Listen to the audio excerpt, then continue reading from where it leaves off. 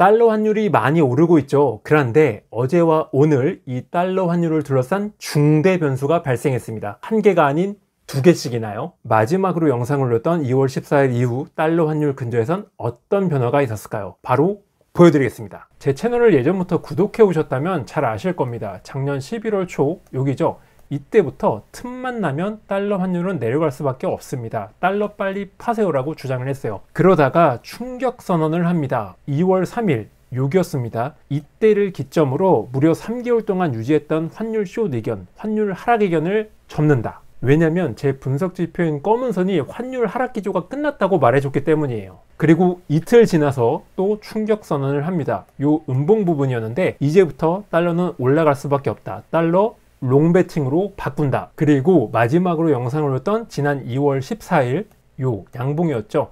이때도 역시 계속 환율 강세 의견을 주장을 했습니다. 어제 환율 종가가 거의 1305원 가까이 됐거든요. 그러니까 2월 7일 기준으로 보자면 50원 상승을 맞춰낸 거고요. 요 직전 영상 기준으로 봤을 때에도 28원 정도의 상승을 맞춰낸 겁니다. 어떤 근거로 환율 상승을 맞춰낼 수 있었냐? 바로 여기 보시는 이 검은 선 그래프입니다.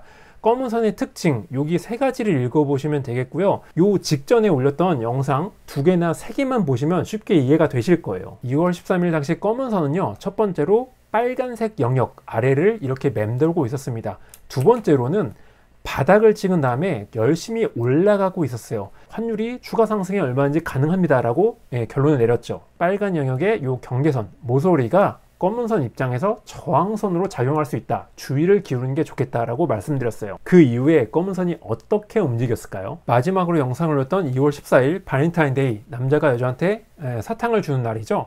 환율은 8원 가까이 빠졌는데 여자가 남자한테 선물을 주는 날인가? 8원 정도 빠진 거 가지고는 검은 선과 필자의 뚝심에 스크래치 하나 내지 못한다. 여기 보시는 마술사의 시장 읽기가 제가 운영하는 블로그 이름입니다. 네이버에 딱 치시면 바로 나와요. 그리고 후원자용 글이라는 거는 저에게 후원해 주시는 분들을 위해서 주 5회 하루도 빠짐없이 코스피, 코스닥, 그 다음에 삼성전자, 비트코인, 지금 보시는 원달러 환율 시황을 열심히 올리고 있습니다. 관심 있는 분들은 역시 안내가 되어 있으니까 한번 찾아보세요. 검은 선이 예상보다 빨리 올라온 덕분에 빨간색 영역 진입 여부가 조기에 결정될 것 같다. 방금 전 말씀드렸던 빨간색 영역 경계선과 맞짱을 뜬다는 의미였죠. 뚫느냐 못 뚫느냐.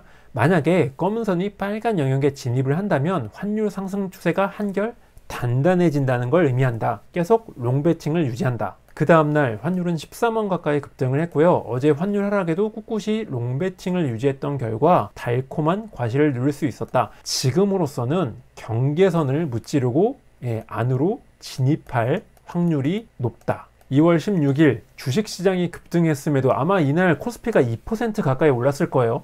환율은 꿋꿋이 올라가는 저력을 보여줬다. 국내에서 출회되고 있는 탄탄한 수요 플러스 해외 헤지펀드 매수세가 한데에 어우러진 결과다.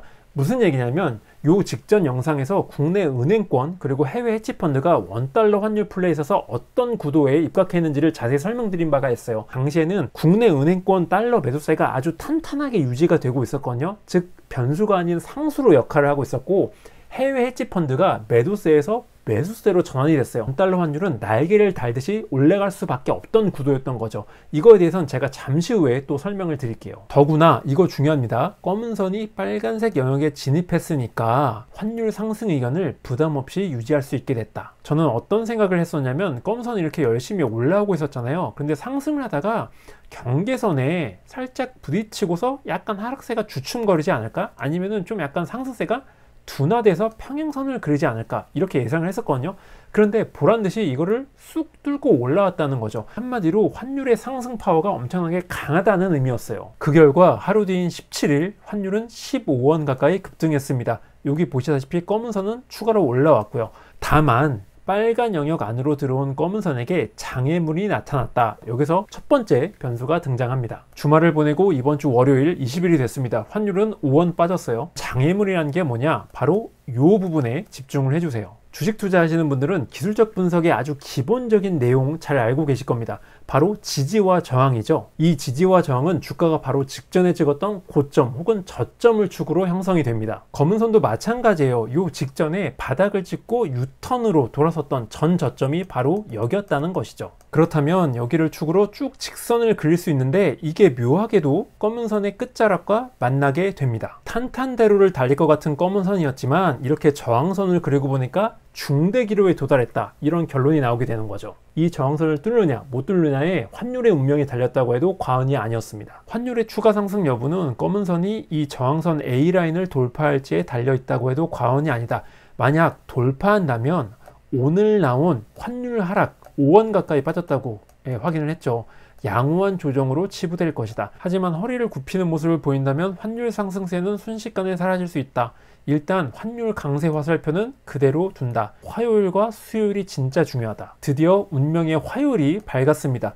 환율은 1.4원밖에 오르지 않았어요. 하지만 심대한 변화가 나타났다.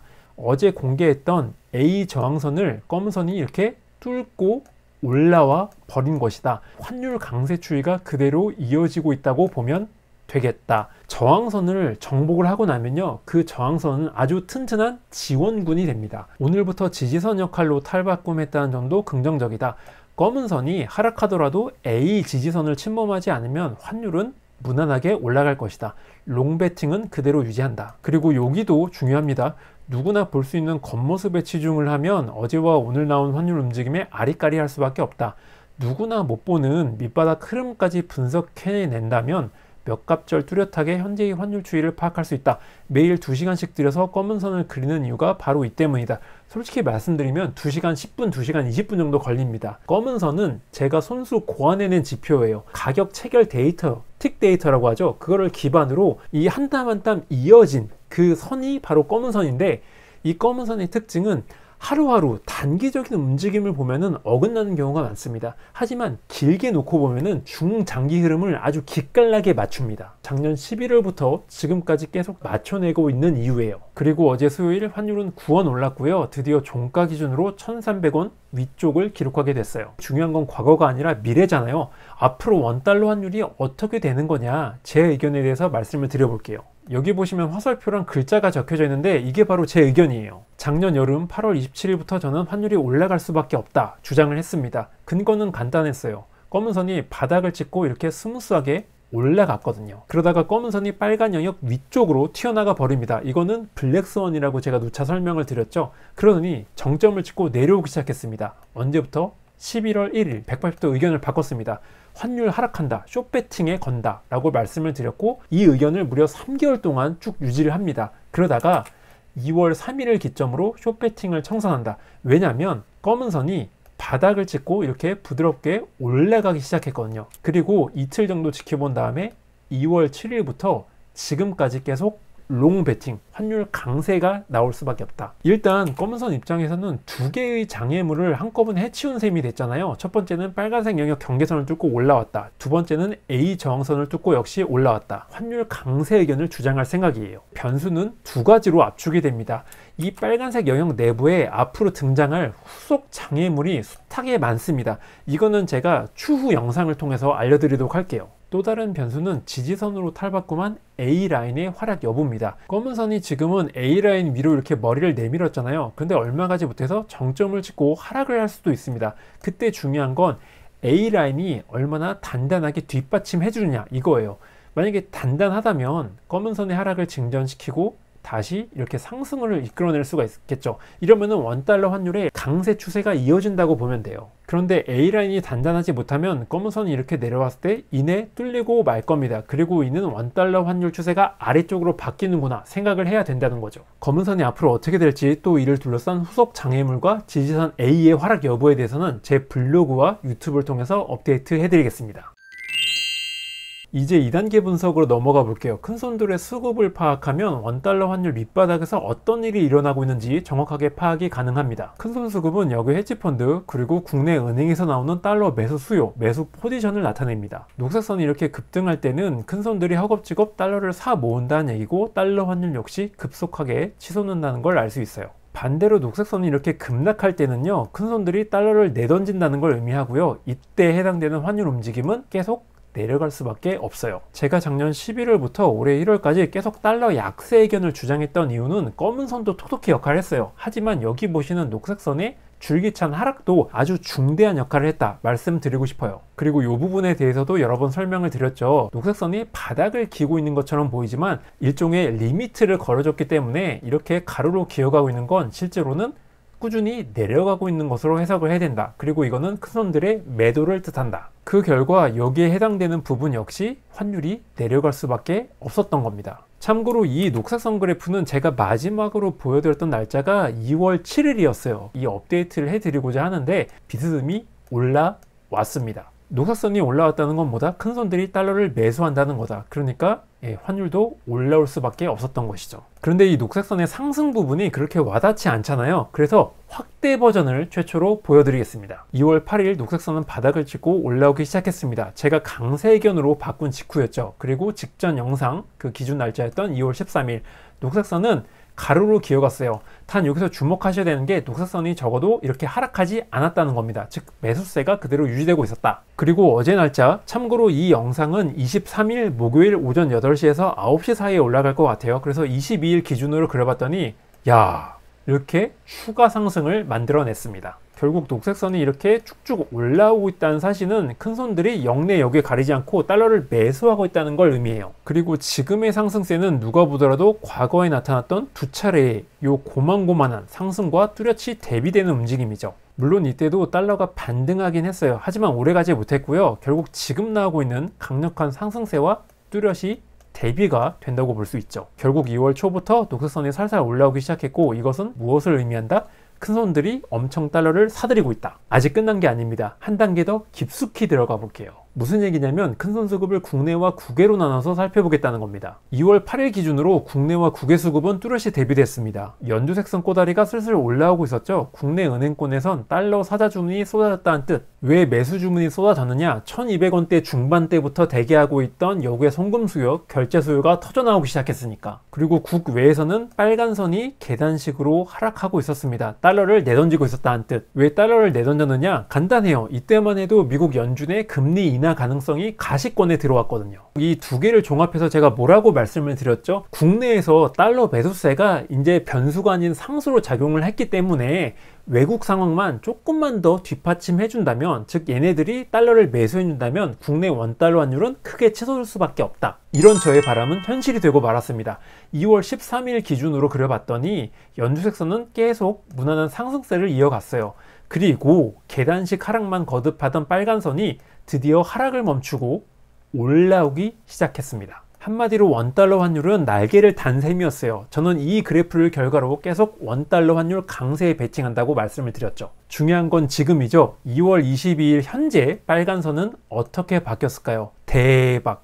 계속 올라오고 있습니다. 도대체 왜 여기 헤지펀드가 달러를 사들이기 시작했을까요? 역시 간단합니다. 미국 연준의 금리 긴축 가능성이 다시 높아졌기 때문에. 국내 은행권 달러 수요는 어떻게 바뀌었을까요? 역시 탄탄대로입니다. 무난하게 올라가지고 있어요. 2월 초로 되돌아가 보죠. 달러 환율이 바닥을 찍고 방향을 바꾸기 시작했던 게 2월 3일, 2월 6일 정도였거든요. 그런데 이 두 개, 빨간 선, 그리고 연두색 선을 보면요, 과연 누가 달러 환율을 끌어올는지가 아주 뚜렷하게 드러나요. 바로 연두색 선이었죠. 2월 초 당시만 하더라도 빨간 선은 하락을 하고 있었어요. 그렇기 때문에 달러 환율 상승을 주도한 건 누구다? 당연히 국내 수요, 국내 은행권 수요다. 얘가 메인이고 얘가 서브의 개념인데, 이 메인 역할, 주인공이 계속 올라가기 시작했어. 달러를 계속 사들이고 있는 거야. 그러면은 이거는 볼 것도 없이 국내 원달러 환율이 계속 상승 압박을 받고 있다고 봐야 되는 거죠. 그런데 전혀 바라지 않았던 외국 쪽 수요도 점차 회복이 되고 있네. 계속 2월 8일, 2월 7일부터 달러를 사들이기 시작했네. 이러면은 종합을 해보면 원달러 환율은 계속 날개를 달았다. 여기서 두 번째 변수가 등장을 합니다. 어제 수요일 환율은 9원 상승했고요. 종가 기준으로 1,300원 위쪽에서 끝났어요. 그러니까 기재부와 한국은행에서 회의를 소집을 합니다. 여러분들은 경제 뉴스를 읽으실 때 항상 행간을 읽으셔야 돼요. 무슨 뜻이냐면 이거는 회의는 개뿔이고 최근의 환율 상승세가 상당히 마음에 안 든다는 거예요. 우리나라 금융당국이 환율 움직임이 마음에 안 들 때 내놓는 단계별 대응 방안이 있습니다. 일단 지금과 같이 환율 급등세가 마음에 안 놓을 때 최고 단계 3단계는 시장에 달러를 내다 팝니다. 즉 외환 보유고를 소진한다는 거예요. 외환 시장에 몇천억 몇조 원짜리 달러 물량이 쏟아지니까 환율은 당연히 내려갈 수밖에 없겠죠. 그리고 2단계는 실제 액션은 취하지 않고 말빨만 세우는 겁니다. 최근에 환율 상승 속도가 너무 빠르다, 원화 가치 하락이 너무 가파르다 라고 인터뷰를 합니다. 그러면 시장에서는 이거를 일종의 경고 신호로 받아들여요. 정부가 진짜 시장에 달러를 내다 파는 건 아니에요. 하지만 여차하면 팔아 제낄 수 있기 때문에 시장 플레이어들은 경계감을 품기 시작합니다.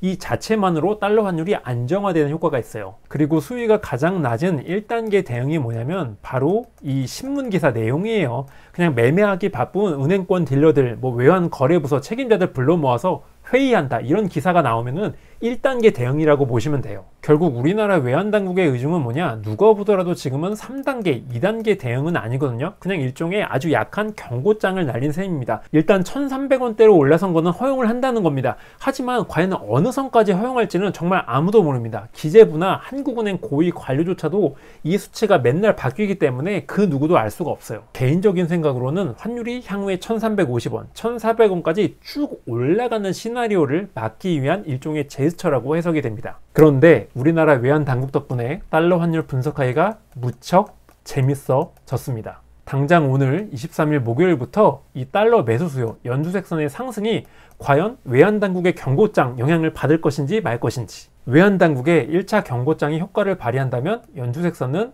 이내 하락으로 돌아설 겁니다. 놀고 있네, 무슨 경고장이야 경고장은, 이러면은 연두색선이 더 가파르게 치솟겠죠. 연두색선이 일단 다음 주까지 어떻게 움직일 것이냐, 이것도 중요하지만 더 중요한 거는 사실 빨간선이에요. 국내 달러 수요야 외환 당국이 어떻게 컨트롤할 수 있지만 외국에서 쏟아지는 헤지펀드의 이 수요는 어떻게 할 수가 없거든요. 연두색선이 곧장 하락으로 돌아선다고 하더라도 빨간선이 이렇게 치솟아 준다면 국내 원달러 환율은 외환 당국의 바람과는 정반대로 올라갈 가능성이 높아요. 아니면 잘해봤자 보합권, 박스권. 직전 영상에서 원달러 환율의 이면에는 수급 플레이어들 간 치열한 눈치 싸움, 주도권 싸움이 펼쳐지고 있다라고 말씀을 드렸죠. 지금이 싸움 구경하기 제일 좋을 때입니다. 그리고 그 승패는 두 개를 합친 녹색선의 향방, 올라가느냐 내려가느냐로 판단할 수 있을 거예요. 아직까지는 국내, 국외에서의 달러 수요가 건재하다. 그리고 먼저 살펴봤던 검은 선이 스무스하게 올라가고 있다. 따라서 환율의 추가 상승 확률이 높다고 생각합니다. 오늘 내용이 유익하셨다면 구독과 좋아요 부탁드리겠고요. 저는 다음 영상으로 찾아뵙겠습니다. 감사합니다.